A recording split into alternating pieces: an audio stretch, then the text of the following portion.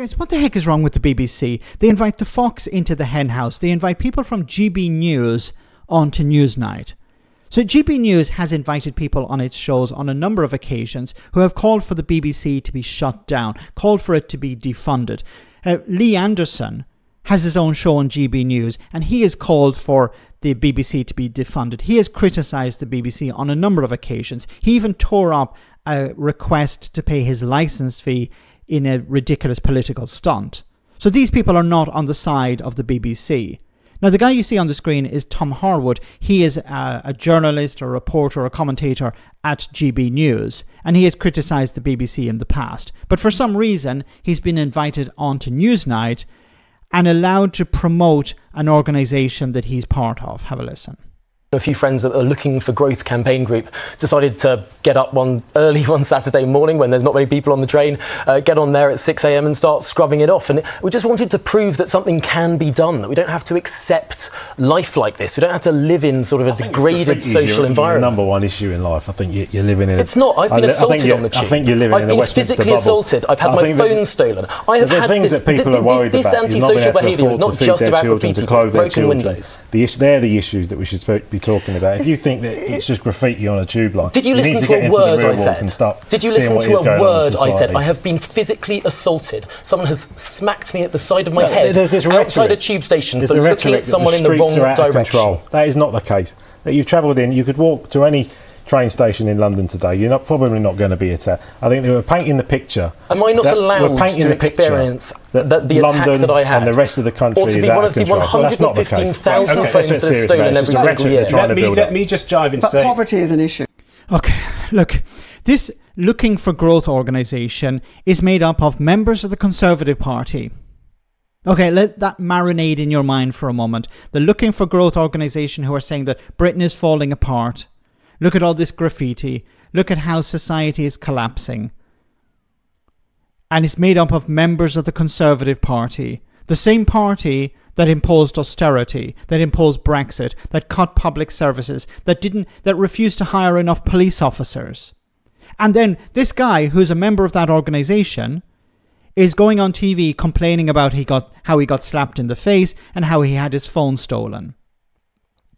And you're with an organisation that is made up of people who supported cuts to the police, who supported austerity, who supported running public services into the ground.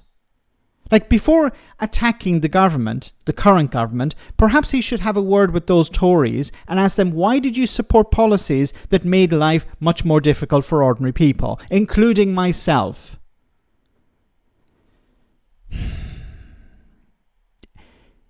He's also, I believe, a supporter of the Conservatives when they were picking fights with the trade unions. Now, the trade unions have been campaigning to have enough staff in train stations and on the tube and on trains to ensure public safety. But the response from people like Tom Harwood and others is, no, we don't need all these staff. We just have them automated. Have the trains automated. And as Mick Lynch, who's now retired, but Mick Lynch has mentioned in the past, an automated train system, a driverless train is not going to protect somebody alone in a dark station at night who's fearful for their life. Or it's not going to stop drunk people from being disorderly. You need people on the ground. And of course, the Conservatives were picking fights with the trade unions at the time when they were in power for political reasons. They didn't care about the consequences, the consequences of their actions when it came to the impact it would have on public safety or on the efficiency of the rail network. They wanted to pick fights with the trade unions so they could blame the trade unions because things were not going very well for them. And finally, you have people from GB News being invited on the BBC. When was the last time you saw a BBC journalist invited onto GB News where they were allowed to criticise GB News? Some people have been on that criticise GB News, but I've yet to see a BBC journalist be invited on. Why is somebody from GB News invited on to Newsnight? I can understand if you invite somebody from Reform UK because they're an elected official. I don't agree with inviting Zia Youssef, but if you want to have Lee Anderson on, or Richard Tice, or Nigel Farage for the 500th time, okay, you can make a reasonable argument for that. But why are you bringing somebody from GB News on? They've done it before also with people from Talk TV. Julia Hartley-Brewer has been on Newsnight, I believe, ranting and raving. These people, why are they on?